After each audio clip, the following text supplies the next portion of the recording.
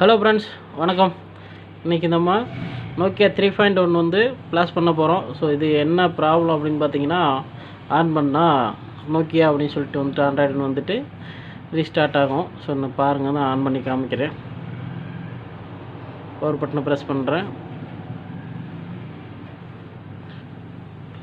Okay, on ஆகுது. So நீங்கள் பார்த்தீங்கன்னா தெரியும். ஸோ இந்த மாதிரி வந்து ஆன் ஆகிட்டு ஆட்டோமேட்டிக்காக ஆஃப் ஆயிரும். திரும்பி ரீஸ்டார்ட் ஆகும் ஆட்டோமேட்டிக்காக. நம்ம எந்த பட்டனுமே ப்ரெஸ் பண்ண வேண்டியதில்லை. ஸோ இந்த மாதிரி வந்து ஒரு கம்ப்ளைண்ட்டு. ஸோ இதுக்கு வந்து சொல்யூஷன் பார்த்தீங்க அப்படின்னா, இதை வந்து ஃபுல் ப்ளாஸ் பண்ணிடலாம். ஸோ அதுதான் வந்து இதுக்கான ஒரு வழி. ஸோ நான் ஆல்ரெடி வந்து இதுக்கான ப்ளாஸ் ஃபைலு ப்ளஸ் வந்து டூலு எல்லாமே வந்து டவுன்லோட் பண்ணி ரெடியாக வச்சுருக்கேன். ஸோ இதில் வந்து என்ன பிரச்சனை அப்படின்னா, இது வந்து ஒரு பெய்டு டூலால் தான் வந்து ப்ளாஸ் பண்ண முடியும். ஸோ நோக்கியாக்குன்னு ஒரு மெத்தேட் இருக்குது ப்ளாஸ் பண்ணுறதுக்கு. ஸோ அந்த மெத்தேட் படி தான் வந்து ப்ளாஸ் பண்ண முடியும். ஸோ நம்ம நார்மலான டூல்ஸில் வந்து ப்ளாஸ் ஆகாது. ஸோ இது வந்து பெய்டு வெர்ஷனு. நான் வந்து இதுக்கான லாகின் ஐடி வந்து பணம் கட்டி வாங்கி வச்சுருக்கோம். ஸோ இப்போ நம்ம வந்து அந்த டூலில் வந்து எப்படி ப்ளாஸ் பண்ணுறதுன்னு பார்க்கலாம். கண்டினியூஸாக இந்த மாதிரி ரீஸ்டார்ட் ஆகிட்டே இருக்குது பாருங்கள். ஓகே, வாங்க எப்படி ப்ளாஸ் பண்ணுறதுன்னு பார்க்கலாம்.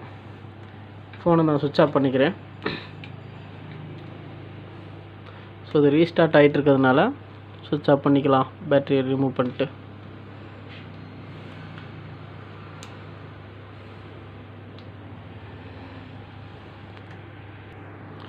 ஓகே, சுவிட்ச் ஆஃப் பண்ணியாச்சு. இப்போது சிஸ்டமில் ப்ளாஸ் டூல் பார்க்கலாம். ஓகே, ஃபோனை வந்து சுவிட்ச் ஆஃப் பண்ணியாச்சு. சுவிட்ச் ஆஃப் பண்ணி வச்சுட்டேன். ஸோ அதை ஒன்றுமே பண்ண வேணாம். இப்போ வந்து நமக்கு வந்து டவுன்லோடிங் பண்ணி வச்சுருக்க ஃபைலை வந்து அன்ஜிப் பண்ணிக்கணும். ஸோ ஃபஸ்ட்டு வந்து ஸ்டார்ட் பண்ணி எடுத்துட்டேன். ஸோ நம்ம ஃபைலை பார்த்துக்கலாம். ஸோ இதுதான் அதோட ஃபைலு. இந்த ஃபைல்ஸ் பாருங்கள்.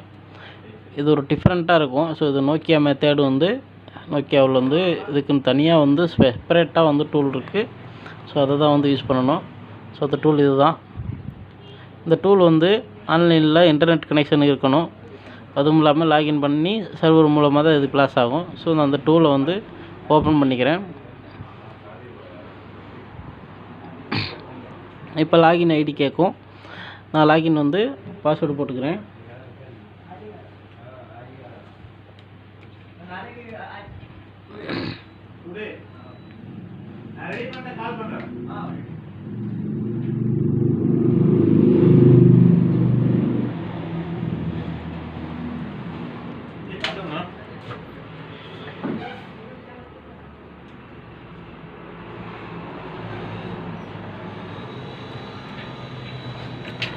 ஓகே, பாஸ்வேர்டு போட்டாச்சு.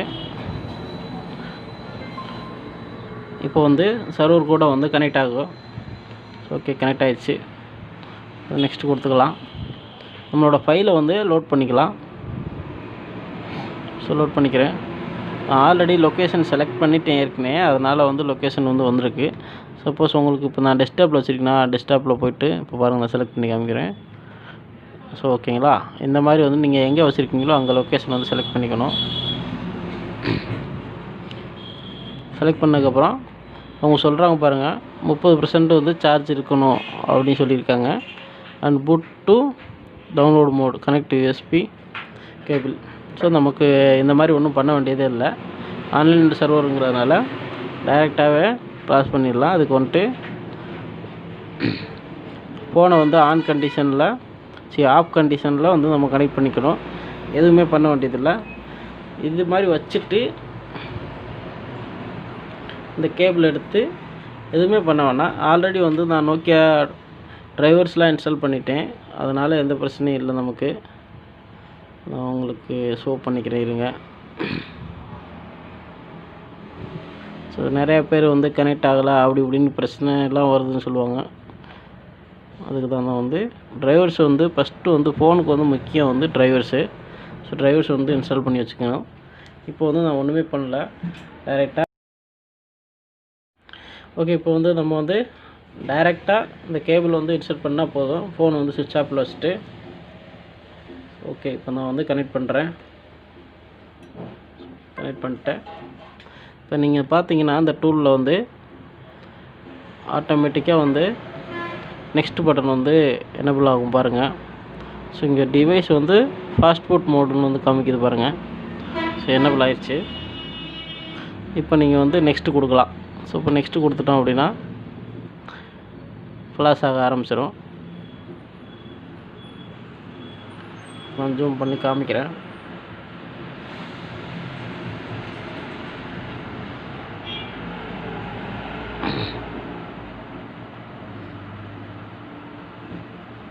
ஸோ இது ஃப்ளாஷ் ஆகிறதுக்கு மேக்ஸிமம் ஒரு 5 மினிட்ஸ் வரைக்கும் ஆகும்.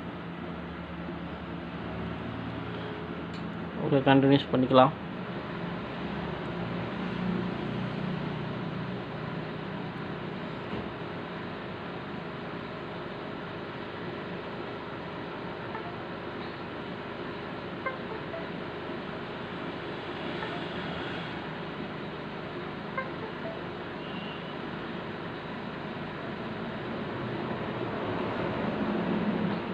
ஸோ இந்த மாதிரி தான் வந்து நோக்கியா ஃபோன்ஸ் வந்து இப்போ லேட்டஸ்ட் மாடல் எல்லாமே ஃப்ளாஷ் ஆகிட்டுருக்கு.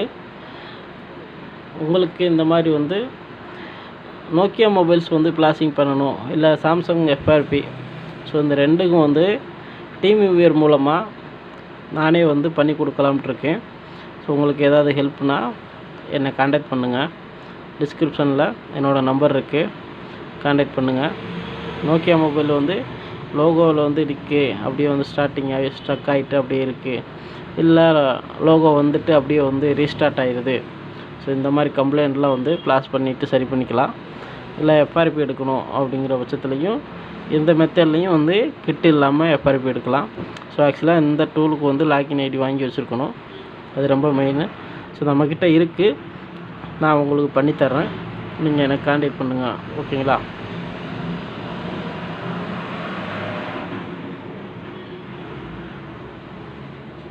ஓகே, ஃப்ளாஷிங் ஆகிட்டுருக்கு.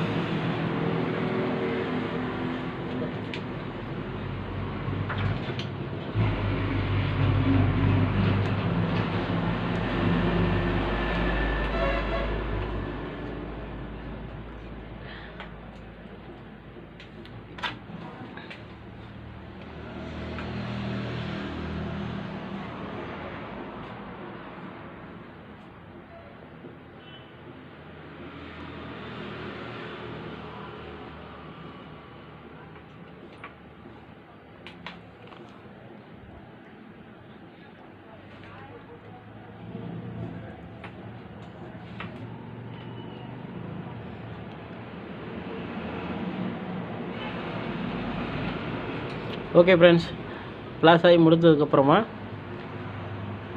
வீடியோ எடுத்து போடுறேன்.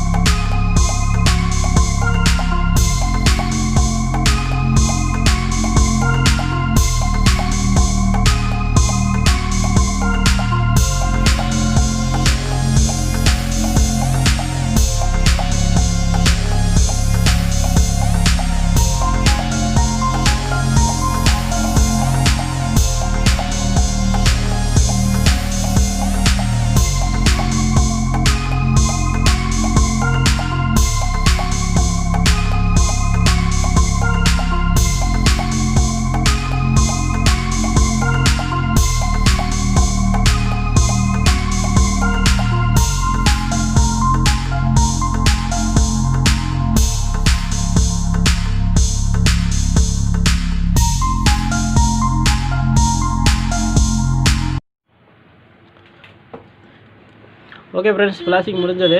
இப்போ ரீபூட் ஆகுது, பார்க்கலாம்.